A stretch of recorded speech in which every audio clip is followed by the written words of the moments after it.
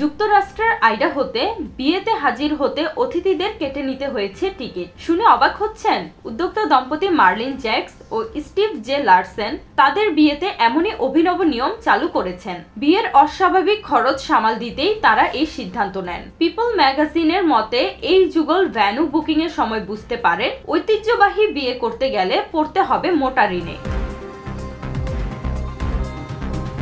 তখনই বিয়েকে বানিয়ে ফেলেন একটি পূর্ণাঙ্গ ইভেন্ট। তারা দুই ধরনের টিকিট চালু করেন, সাধারণ $57 ও ভিআইপি $997। সাধারণ টিকিটধারীরা মূল অনুষ্ঠানে অংশ নিলেও ভিআইপি অতিথিদের জন্য ছিল rehearsal dinner, biohacking brunch ও রিকভারি লাউঞ্জ। মার্লি জানান, আমরা উপহার চাইনি, শুধু চেয়েছি অতিথিরা নিজেদের খাবারের খরচটা বহন করুক। এতে আমরা ঋণমুক্ত থেকেছি। এ আয়োজন ঘিরে যেমন প্রশংসা এসেছে, তেমনি এসেছে সমালোচনাও।